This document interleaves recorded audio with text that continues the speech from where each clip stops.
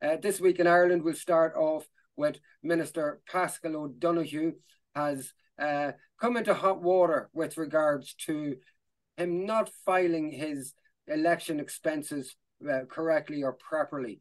We have a headline for that. Just give us a wee minute now and we'll get that up there. Padraig, you want to lead with this one? Yeah, Finbar. So businessman who paid for Paschal Donohue's election posters to be erected was appointed to the powerful land agency. Engineering firm executive Michael Stone was appointed to the board of the powerful land development agency 3 years after he paid for public expenditure Minister Paschal Donohue's posters to be erected during the 2016 general election campaign. Unlike some members of the board, Mr. Stone was directly appointed to the LDA by then Housing Minister Owen Murphy, who was a former Fine Gael colleague of Mr. Donohue. Other members of the LDA board are appointed through the Public Appointment Services system, but the Housing Minister can appoint 4. Board members are paid fees of $15,759 plus expenses, but Mr. Stone has waived his fee and has not claimed expenses. An LDA spokesperson confirmed the successful engineering firm boss was appointed to the interim board of the agency when it was first established in January 2019. Housing Minister Darragh O'Brien reappointed him to the board when the agency responsible for creating massive land banks for development of new homes and communities was formally set up in December 2021. Mr. Stone also chairs the North East Inner City Initiative, set up in 2016 to oversee the social and economic regeneration of the area, which is in Mr. Donohue's constituency. It emerged over last weekend. Mr. Donohue is under investigation by the Standards and Public Office, SIPO, over his failure to declare work carried out in his campaign that was paid for by Mr. Stone. At a press conference on Sunday, the Minister said he did not know Mr. Stone paid to have his election posters erected and taken down during the 2016 campaign. So it's been widely in the news. There's a few snippets of the news that's actually been up, and most of it's all coming actually from the Independent there. So, like, I mean, first of all, like this minister, under his remit is actually the Standards and Public Office section, which is kind of a bit of a contradiction when there's errors on his behalf of adhering to standards. I've just put up there as well, just because it's obviously, as soon as something comes out against one of the big political parties, they start digging up what have they got then to try and deflect blame. So it came out there as well that Sinn Féin had a similar issue with declaring expenses around election campaigning. Now, the only thing I'll say about on the Sinn Féin's behalf is that up to about a year ago, they declared it off their own bat. Like, they didn't wait to be caught on it, you know. So you could say that maybe there's an oversight there. But when it comes to the O'Donoghue affair here, it was brought up in the media, and I believe this was kind of building over the Christmas. So this was going to break, it was known.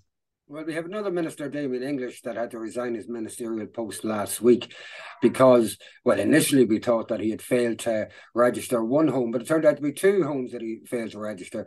Here's another minister who, of all the characters in Irish politics at the moment, is presented as the squeakiest of clean. And we have an issue here as well where there is an oversight, so he claims, on his part. It is something that when you scrape the surface, there's a lot of more stuff coming out about this character, Stone, who put up these posters now. And I suppose the reality is that O'Donoghue and Fine Gael and the government in general are probably afraid that although this may look not particularly scandalous in itself, there's a worry that if you scrape the top of the veneer, there may be a lot more dirt underneath about Paschal O'Donoghue. And I think that's why today in Dáil Éireann, the Count Caller was very vociferous in refusing an open and free discussion and question and answer between O'Donoghue and the leaders of the opposition. We'll have a look at what happened in the Dáil today, in which the leader of the Social Democrats, Mr. Shorthall, led the way. Deputy Doherty, please. Look, would you please be aware? We're returning. This is our first day back. The public are watching this. Will you please behave with a little bit of decorum? There's a business proposal put before us. I'm going to put the business proposal to the House now, and you're either for it or against it. Deputy Shortall, what's your point? approach to this. Well, I'm trying to do that. Yeah, well, look, and I understand you were asked about that particular standing order. Look, can we set aside the ongoing spat between Fine Gael and Sinn Féin? That's your business. It's nothing to do with the rest of us here. We're talking about the session this afternoon, this evening at 5 o'clock, and the need for accountability on the part of Minister Donohue. Now, look, you know that what you're proposing, Taoiseach, is not satisfactory. Let's try and avoid dividing the House on this. Sorry, it's not the Taoiseach that's proposing anything on this. I have been asked, in accordance with my discretion, and what's being proposed is what I am proposing. It was a government request, a minister's request from government. Yes.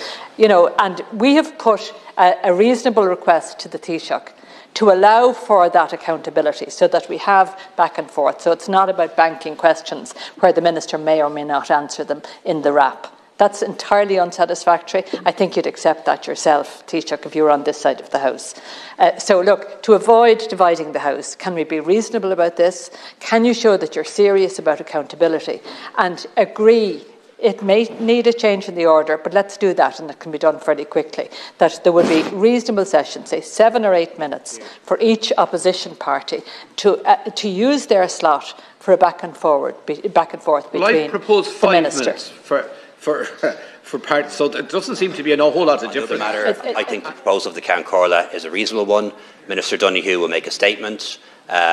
Members can then ask questions. Then he will reply to those questions. I genuinely do not think that a politically charged chamber such as this is the place for cross-examination, for doing the work, doing the work that is rightfully the work of an independent body.